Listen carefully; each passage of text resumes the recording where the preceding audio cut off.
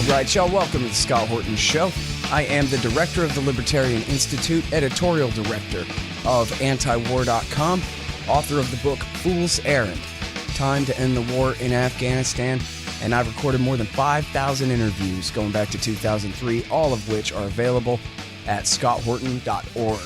You can also sign up for the podcast feed. The full archive is also available at youtube.com/Scott Horton Show. All right, you guys, on the line, I've got Andrew Cockburn, Washington editor of Harper's Magazine, and, of course, author of Kill Chain, about the drone wars, etc. Not just the drone wars, but the terror wars. And check out this one. It's called The Enemy's Briefcase at Harper's, and there's no possessive apostrophe there. It's The Enemy's Briefcase. That's interesting. Welcome to the show, Andrew. How are you doing? Great to be with you. I'm doing fine. I thought maybe this was a reference to the fake Iranian nuclear laptop smuggled out the enemy's briefcase. But no, this is a briefcase named The Enemy's Briefcase? Yep. It's really, it's probably really, in reality, it's probably a computer file, but contains the list of those people deemed subversive who would be rounded up. Who are on, who could be rounded up if the president so decides. I mean, it's one of what are called presidential emergency action documents. Mm-hmm. And a lot of those, and they all relate to basically the secret powers that the president has, which he can invoke really when he feels like it. To do all sorts of interesting things like declare martial law, round up millions of subversives, suspend habeas corpus, and a whole bunch of other things. But on the books, and these, Trump, no one ever really talked about these at all until Trump started bragging about it. I mean, he's such an idiot that he talks about it in public. He says, I have powers that no one knew about. I can do what I want. Mm-hmm. And sad to say, that's actually true. Right. All right. Now, so a couple of things. First of all, this is one of the things that got me interested in politics in the first place, was this came out during Iran-Contra, that they had these plans that went so far as to suspend at least all effective process guarantees in the Bill of Rights, if not the entire Constitution, and Rex 84 and Garden Plot and all the continuity of government. I've spoken with William Arkin, who is the real expert on continuity of government and the different plans and that kind of thing over the years. And in fact, twice in the last year, because it came up again with the COVID outbreak for a time there. And I'm pretty sure, although it was 25 years ago, so forgive me, but I'm pretty sure this was touched on in your wife's book, Out of Control, about Iran-Contra, Leslie Coburn's book, which was the first serious political book I read in high school. Back in, say, like 1994 or something like that. So, and in fact, my understanding then was the New World Order is going to suspend the Constitution and declare martial law and cancel all the elections and turn America into a dictatorship pretty much any day now. But that was 25 years ago, and it was actually reporting on stuff that had happened about 10 years before that, and it never happened. They keep holding these silly elections and having these horrible presidents. And then I wanted to say one more thing. You can say whatever you want about that. But also I wanted to say one more thing just to set up, too, which is that you're not the type to, get caught up in a bunch of Russiagate nonsense or any of these kinds of crazy, mainstream liberal conspiracy theories about Trump, and you haven't been.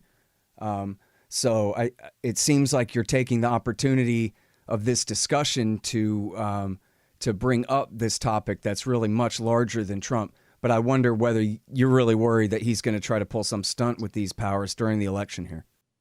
Well, I mean, yeah, right on all your points. I got to say, yeah, Leslie's book did bring out the thing that Oliver North was involved in, which was, as you mentioned it briefly, Rex 84, which was this exercise to really using FEMA, Federal Emergency Management Agency, to round up, quote unquote, subversives. And interestingly, that came up very briefly in a sort of like a blink of an eye during the Iran-Contra so-called congressional investigation, when one Congressman, Jack Brooks, actually asked Oliver North about this exercise, whereupon Senator Inouye, the Democratic chair or one of the chairs of this of the so-called investigation, immediately shut him up, saying, "Oh, we're not going to talk about that." So it's it's a very I make that point to raise that point to say this is a bipartisan affair. All right, Andrew, actually, I have that clip. Let me play it here real quick for the people. It's real short. I don't know if in your work at the NSC, were you not assigned at one time to work on plans for the continuity of government in the event of a major disaster? Mr. Chairman. I believe the question touches upon a highly sensitive and classified area, so may I request that you not touch upon that, sir? I was particularly concerned, Mr. Chairman, because I read in Miami papers and several others that there had been a plan developed by that same agency, a contingency plan in the event of emergency that would suspend the American Constitution. And I was deeply concerned about it and wondered if that was the area in which he had worked. I believe it was, but I wanted to get his May I most confirmation. respectfully request that that matter not be touched upon at this stage. If we wish to get into this, I'm certain arrangements can be made for an executive session. All right, so as you said, that's Jack Brooks, Democrat representative from Texas, shut down by Senator Daniel Inouye. It was a joint committee there. Senator Daniel Inouye from Hawaii for daring to bring this up. As I said, it shows that plans to the possibility of suspending the Constitution has bipartisan support, as you can gather from that exchange. I mean, they never did go into it, as far as I know. Well, I do know, even in a classified venue during that investigation. Sure. So you asked about, yes, of course, I haven't, I've had no truck with I have no truck with the sort of liberal QAnon versions of QAnon, which is, right. The Russiagate, paranoia, and, Putin's puppet, which is, manifestly nonsense. Trump has been actually as much of a Cold War, proponent against Russia as any of his predecessor or anyone else. But on the other hand, he is, he's a very dangerous character. I mean, he is, by inclination a fascist, I think. And so I think it's worthwhile, first of all, to bring it up in this context of Trump, facing an election he may well lose, and he's capable of anything. I mean, he's getting very, maybe it's the steroids at work or whatever, but he's getting very strange indeed in some of the things he's saying and tweets he retweets and so forth. So that's point one. And point two is, as I tried to say it in the article, certainly at the end, that this is, even if Trump goes away tomorrow or come sometime between now and January 20th, that this situation will still be there, that there'll be these latent powers in existence on the secret books for any president, and maybe one sort of just as evil but smarter than Trump, to come along. I mean, as I say in the piece, presidents we now revere retrospectively, like even, God help us, George Bush, absolutely trampled on the Constitution and got away with it. Mm-hmm. Trump, Bush suffered no sanction for all the things he did, and nor did, Obama was able to start killing U.S. citizens, and no one really complained. So we're always on the edge, I feel, and that's not going to go away with Trump. Mm-hmm. Well, one of the things that William Arkin was talking about was so concerning to him about this stuff is that you really have like this shadow government in waiting, where people are designated in secret, but they're supposedly people that we would have heard of from our longtime political establishment that we could trust in case, I don't know, somebody nukes D.C., but then that's say, well, we still have Hillary Clinton and Donald Rumsfeld and a few other people who have held high office before Colin Powell, so we're just going to put them in power, something like that. But one of the things he talked about was that, even if they were alive, that under the law, the 25th Amendment, where Nancy Pelosi or then the president pro tem of the Senate, I forget who that is right now, but that they would actually not be in the line of succession. That the continuity of government plan has a life of its own, and this whole other kind of shadow government that's really not what you would expect in terms of the way they outline it, that it's to be the president, the vice president, then the speaker, the president pro tem of the Senate, then the secretary of state, secretary of defense, et cetera, that's not actually how it works at all. That it's way worse than that, even, where if some level of emergency, I guess you would have to have the president and the vice president killed or incapacitated or isolated somehow or something. But something as drastic as that, and you could really have this whole brand new government sort of spring up, I don't know, in Colorado Springs somewhere or something, and just claim the authority over the nation. Sure. I mean, this goes back a long way. Eisenhower, on his own, he divided the country up into, post the apocalypse, into 9 regions, and basically nominated corporate pals of his who would be the Gauleiters, in each of these regions. No one else. They were, I think they were. I can't remember any of the names, but they were sort of corporate honchos that Eisenhower played golf with and quite liked, and they were going to be in charge. And that's gone on. You're exact. I mean, as I've written, one of the people who was two of the people very much into the whole continuity of government idea were Rumsfeld and Cheney. This is a big part of your book on Rumsfeld. Everybody, sorry to interrupt you. You got to read Andrew's book on Rumsfeld. It's called Rumsfeld. And man, it'll blow your mind. I'm sorry, but it's such a great book. Then there's like 100 great things in there. Sorry, go ahead.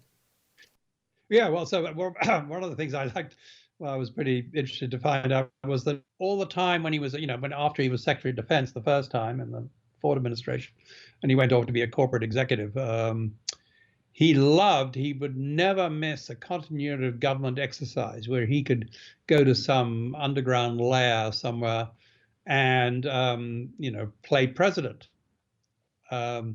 year in, year out. And he was joined a lot of the time by Cheney. Cheney would sometimes miss them. We'd sometimes found something better to do, but Don was always there. Mm-hmm. And they'd simulate, they'd play games, they'd simulate a nuclear crisis. And Rumsfeld always went for the extreme option, which was strategic nuclear exchange, blowing up everything. That's what Rumsfeld was really into. Yep. Yeah, that's actually come up.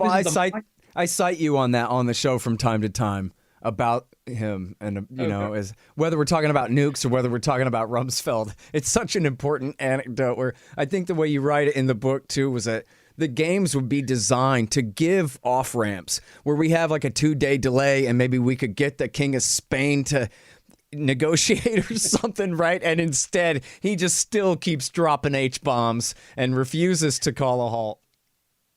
Yeah, that's our Don, and it's so that's the mindset. And I mean, he must be getting a bit old for it now. I doubt they use him anymore. But as Arkin said, we have this whole shadow government waiting, and very, very well financed, by the way. It's billions and billions of dollars. And it just doesn't get much discussion. That's quite a good book. I don't know if you've covered it, Raven Rock, that came out earlier this year. By a guy called Graff. It's worth a look. He's traced the history of it, and he's quite good on the how elaborate this system is. I mean, the whole mountains being all over the place being hollowed out. That's been going on now for since really the late 90s, since the Truman era, in fact, and it just gets bigger and bigger, and nothing ever slows it down. It's literally a money pit. So that's the context of all this. Yeah, it really is like Dr. Strangelove, and people say that, and it's a satire, and the reason it hits home is because of how close it is to the truth, right? But These people really Right. are as mad as any human animals could possibly be with their nuclear war plans. You know, I had this guy, Tom Kalina, on the show to talk about the nuclear sponge, where they deliberately spread, Minuteman silos all across Nebraska, Colorado, the Dakotas, Montana, etc., just to draw the Russians' fire to these, mundanes in flyover country in order to, soak up the hit in order to protect the coasts for our betters who, in all cases would have been the ones who got us into the nuclear war in the first place. And you know what the Yeah. answer to that is? We'll just build more shelters for ourselves. We'll just hollow out more mountains for ourselves and leave the mundanes to bake in the nuclear fire. Right. I wonder if Trump understands this, because, of course, that would be about saving what he would call Democrat states, wouldn't it? Yeah. maybe he'll start pulling the silos in Central Park or something. Yeah, exactly. Which would be fair enough to me, I think, Yeah. The other point, the thing is, this has been allowed to happen. That as that exchange, you played earlier when they quickly shut up Jack Brooks when he tried to ask about this, that both I blame, you have to blame the Congress, both parties who've put up with this. There was a brief, as I, talk about a lot in the piece, there was a brief flicker in the mid 1970s when, because of, the war, the backwash from Vietnam and Watergate and Nixon, and the '74 Congress was a very, I mean, think of nowadays, unthinkably sort of amazingly liberal, progressive Congress. Remember the 1974 Congress that was elected that year. In I think the 75 or 76, they came within about three votes in the Senate to break up the oil companies. Can you imagine anything like that happening today? It was that radical. Yeah. Well, the famous Church Committee and the less famous Pike Committee that you write about in here. Yeah, they really pushed, and they were. They sent a little tremor of fear through the establishment, through the permanent government that we're talking about. There's one story that I didn't make it into the piece just because of length, but I'd just might amuse you, which was that the Church Committee, because remember Church was running for president, so he didn't want to be too kick over the traces too much, but so he was negotiating with the White House and the CIA about what documents they could get, and they got a lot, but still they observed boundaries. Meanwhile, the Pike Committee, Otis Pike was this tough old ex-Marine from Long Island. He had a different approach. He promised his staff, he said, for every document anyone produced that Henry Kissinger or the CIA didn't want them to have, he would award an immediate bonus of $500. And that's how the Pike Committee got hold of a lot of documents. Yeah, incentives are important. A friend of mine who was on the committee. Yeah, exactly. Like as I said, Greg Rushford, who was a staffer on the committee, told me this, and he said he doubled his salary in a year. He got hold of a lot of stuff. That's the attitude you need, and God help us, you're never going to get it today, unfortunately. Hold on just 1 second. Be right back. So you're constantly buying things from Amazon.com. Well, that makes sense. They bring it right to your house. So what you do, though, is click through from the link in the right-hand margin at scotthorton.org, and I'll get a little bit of a kickback from Amazon's end of the sale. Won't cost you a thing. Nice little way to help support the show. Again, that's right there in the margin at scotthorton.org. Hey guys, Scott here for Photo IQ at photoiq.co. Gus Cantavaro is a longtime professional photographer with years of experience specializing in teaching homeschool students. Photo IQ is now offering online courses for those age 13 and up. Public school kids are welcome too. There are 32 lessons, a full curriculum, which include unique feedback and direction from the instructor. Gus will take you from knowing nothing to mastering the controls. Take a couple of free lessons on the site to try it out. They're offering a discount of 20% off through September, and use the promo code SCOTT to save another 10%. That's photoiq.co. Hey, you want to know what industry is recession-proof? Yes, you're right, of course, pot. Scott Horton here to tell you about Green Mill Supercritical Extractors. The SFE Pro and Super Producing Parallel Pro can be calibrated to produce all different types and qualities of cannabis crude oils for all different purposes. These extractors are the most important part of your cannabis oil business for precision, versatility, and efficiency. greenmillsupercritical.com. I mean, exactly right. I mean, can you imagine them really taking this on right now? And so, wait a minute. Here's the thing, too, and it's all my fault. I didn't really let you explain going back the way you do in this thing. This goes back to World War II. This is FDR and Truman, the real founding fathers of America, of our modern American empire, and it's been since then. And just how many layers of emergency are we under? For every war we fought, we have an emergency. We got one for drugs. We got one for probably, I don't know, earthquakes. But just how far do they go? What kind of tyranny do they really describe here? Well, you know, the emergency, I mean, the great thing of the beauty of emergencies is that they're fungible, so that you can use an emergency for, you know, the drug war to, you know, to do something else, to go and, you know, bomb another country. I mean, George Bush used the war on drugs to invade Panama and kill a few thousand people. It's and as you say, you know, I'm glad you brought that up. It does go back to Roosevelt. You know, we revere FDR, the New Deal, and that was, you know, that was great. But, you know, he gave J. Edgar Hoover this vaguely worded sort of imprimatur to go after subversion, undefined, in 1938, I think it was. And they agreed, as I say in the piece, that they agreed that, you know, there was no need to tell Congress about this. So actually, this wasn't really understood until, as I say, that brief period of investigation in the 1970s, that this particular item of emergency had been there for 40 years. You know, FDR, it's really, you can't separate this out from, this is, as you say, the warfare state. I mean, actually, I found an example that FDR, back when he was Assistant Secretary of the Navy in 1917, and he was all, you know, eager to get on with the war, this war against Germany, and he found a way to speed things up in war preparations to get round Congress. I mean, he was really into this stuff, and you know, he would. So he had no trouble later on in facing World War II in implementing these kind of states of emergency and, you know, wartime, you know, extra constitutional arrangements. And Truman went along with it. Eisenhower was very keen on it. Kennedy, you know, absolutely didn't balk at it. Johnson flouted the Constitution every which way.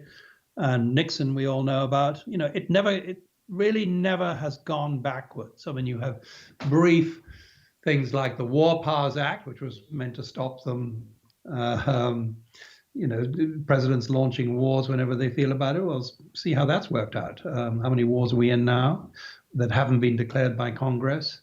You know, it's really, once you start looking at it, it's quite staggering. As you know, as a friend of mine who's been Joel McClare, a former White House official, you know, he said he looked into it a lot because he's also been a Pentagon consultant on various things. He said if the president chooses to ignore it, the Constitution is no more than a gentleman's agreement. And that's, you know, something people have to understand. Right. Yeah, that's true. It's a tradition. If you want to go by it, then you do. And if not, forget it. And it seems like, you know, at this point, it's really mostly just window dressing and public relations for an entirely new system that's not really one described by the Constitution at all. But I wanted to note that just how great it is that we're in a period of time where someone can say, how many wars are we in? And it's just a rhetorical question because everybody knows that it's too difficult to even calculate them up in a 30-second kind of time frame. So you just, how many wars are we in? You know how it is. Yeah. Lots. Plenty. here, there, and on this continent and in that continent, and threatening one with Russia and China too, and who knows what. Who can count them? What a time to be alive. Yeah.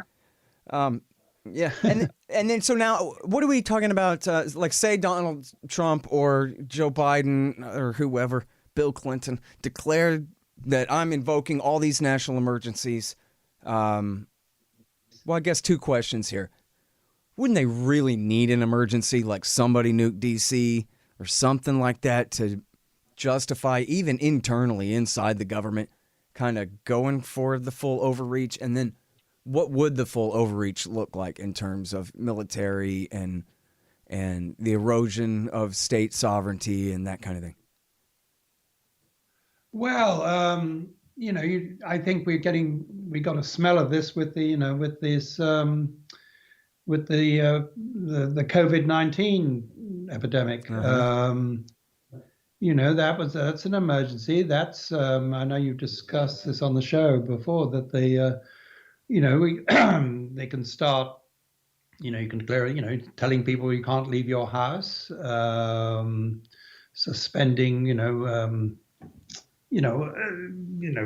taking control of food deliveries. I think we're getting a little bit of a taste of it now, and then of course everyone will agree. Oh my God, this is an existential crisis. I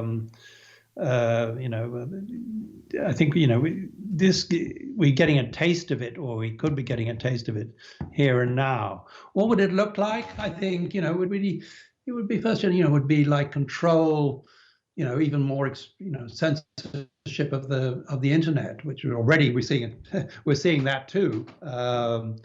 Now actually imposed by the internet companies themselves, as Twitter showed us a couple of days ago.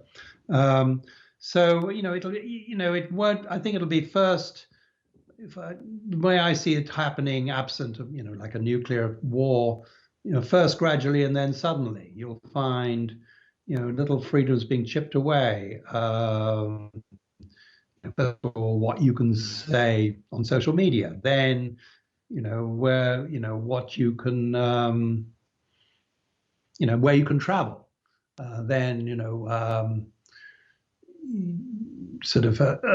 I don't know, how where you can shop, what you can buy, what is that, maybe then elections will start being postponed, local elections. I mean, it'll be, I can have to think of it some more, but you could do a scenario where they're eroded. It wouldn't have to be that slow. It could happen over, a month or two, and people would sort of go along with it. I mean, the lack of protest over this little thing, the Twitter censoring the New York Post, I thought was pretty interesting. The Republicans give a fuss about it, but I don't see, widespread protest, which there should be. I mean, I'm not, invoking this, saying that this was absolutely necessary. Probably was a lot of that faked. I don't know, but still, I mean, as someone pointed out, supposing Trump's tax records had been, first of all, hacked by some foreign government, by the Russians or the Chinese or something, and then given to the New York Times, would Twitter then, would that be banned from, internet discussion? I mean, we got a precedent there. So I think it is very dangerous. I think, we've seen since 9/11. I mean, we've talked about this a lot, the Patriot Act, the illegal wiretapping, the fact that no one suffered so much as a minute of incarceration for things like torture, for all the illegal surveillance, or what we thought was illegal. Turns out in their system, the parallel systems of law, it was entirely legal because they just said it was. So things have been going downhill at a fairly regular clip, wouldn't you say? Yeah, it sure does seem like it. Well, and the thing of it is, the government that the Constitution describes, it's been generations now since those were really the limits on the government's power. So at that point, it simply is. It's sort of like in England, where they don't have a Bill of Rights. They have, kind of their tradition, but no real constitution. And that's really how we are now, too, where it's a floating thing. I don't know if you saw this, the New York Times ran a major piece saying that free speech is just out of control and we've got to have the government clamp down on it. And, justifying all of this, that, that's one of the biggest problems in our society is people can say what they want and it's just got to stop. And they write that in the New York Times because I guess they know it's not their voice that's going to be silenced, You couldn't make it up. You couldn't make it up. It's so insidious. There's I mean it's a I think it was Huey Long said he was asked, I think it's a famous statement, he was asked if we could have fascism in this country. He said, sure we could, we just have to call it anti-fascism. Yeah. Yeah, that's exactly right. Yeah, call it centrist, moderate liberalism. Exactly. Yep. Now, and I've seen these things, going down the list where they claim at least the authority to seize all modes of transportation, cars, trucks, seaports and airports and everything, all farms and agriculture. And they don't stipulate if H-bombs start going off and rationing is the only way to get the surviving population through or anything like that. It just says, hey, they can essentially seize all resources in what they declare as an emergency. It really and I guess I should phrase that in the form of a question. Those are the ones that I've seen, but is that what you're talking about too? Is they really are that extensive? Yeah. Absolutely. I mean, that's a very important, all resources, all productive resources, all forms of transportation, airports, as well as communications. Yeah, it's all there. Yeah. So, it's funny. I was actually thinking, I think the first place I read this is in Behold a Pale Horse by William Cooper, which is, kind of the famous cult conspiracy book that has everything under the sun, from aliens to JFK to the Fed to this kind of stuff. That's true, but a cult classic. Yeah, a great work. I agree. Anyway. Yeah.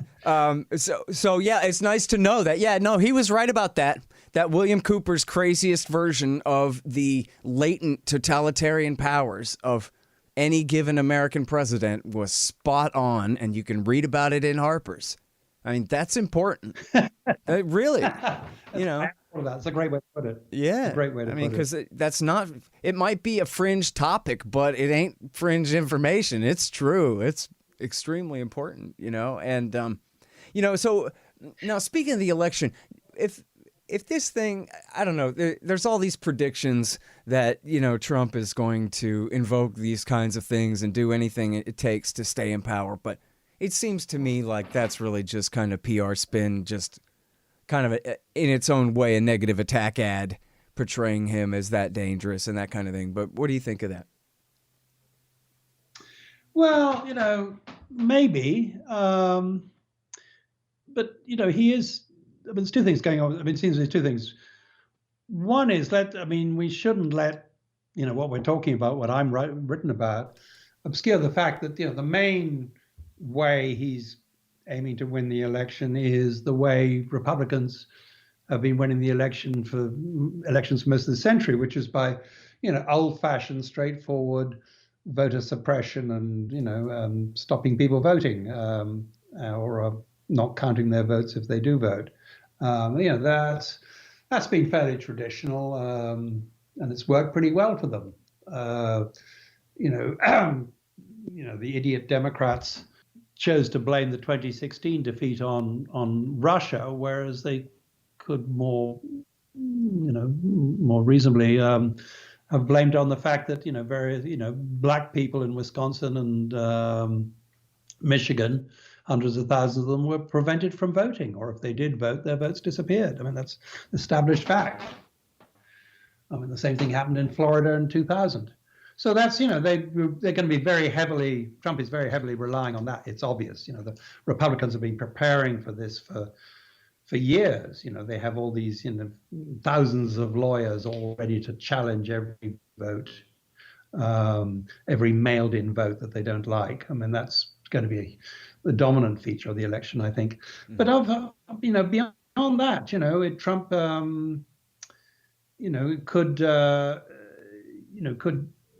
could easily, I think. I mean, I'm quite prepared to believe that, we saw a little taste of this with the Lafayette Park business, which was quite carefully gamed out ahead of time by Barr. He's trying to present it as something he sort of thought up on the spur of the moment, but no, they've been figuring out how they could get, this sort of strange amalgam of federal goon forces, things we never knew existed. The Federal Protection Force suddenly was involved. Who the hell are they?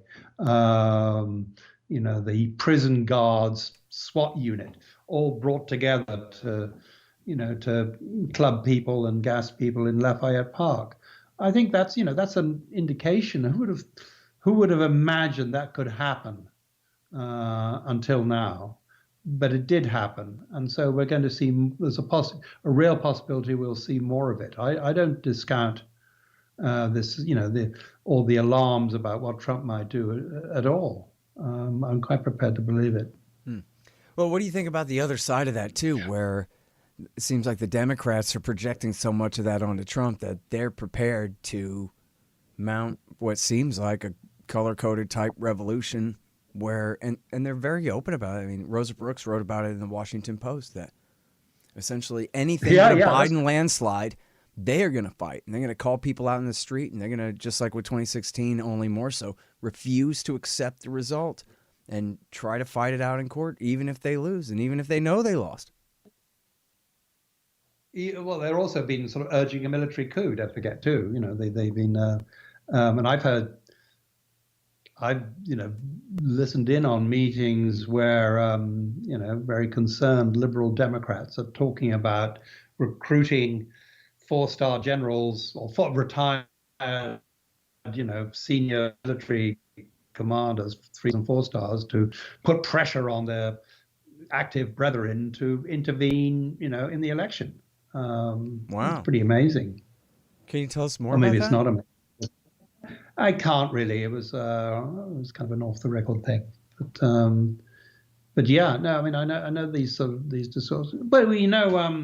Well, I'll give you something we do all know about, which is 2 of I forget the name of one of them, Nagel. Chad Nagel.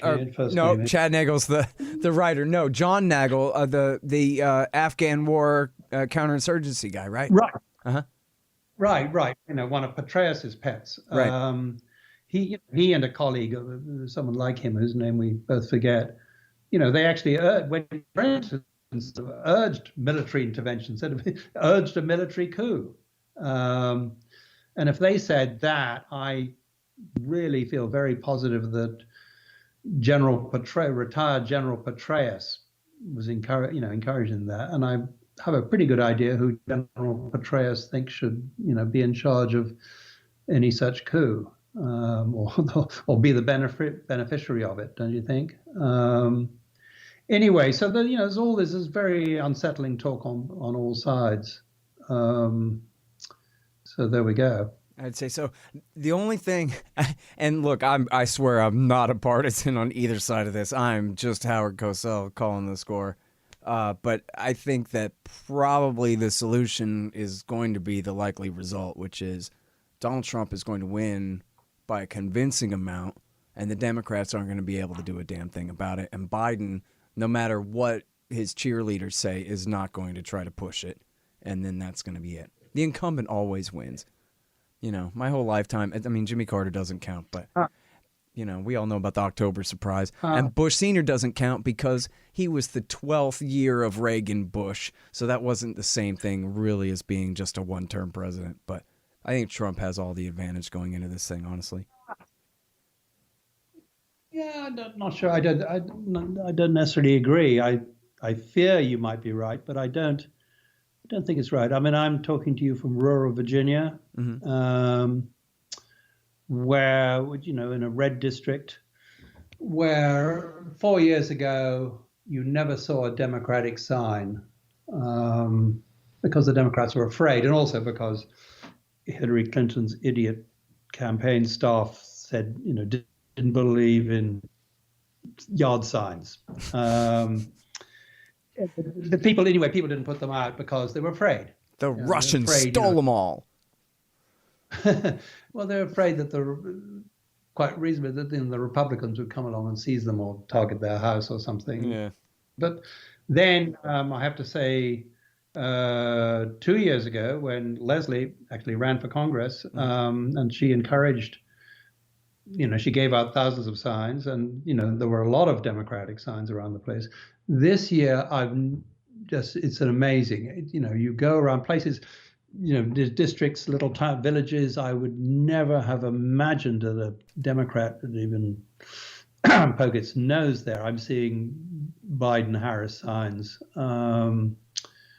So I don't know. I don't necessarily share your view that Trump has got it in the bag.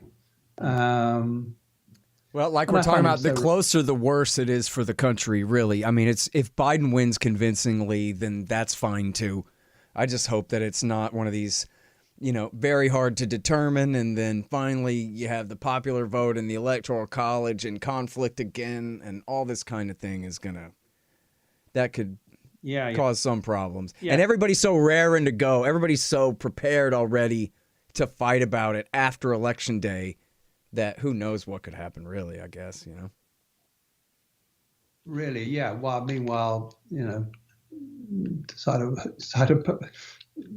a New York Times story, all these people, well, everyone knows, people, millions and millions of people are, on the brink, are really hungry. Children are hungry. I mean, it's, just catastrophic what's going on in every respect.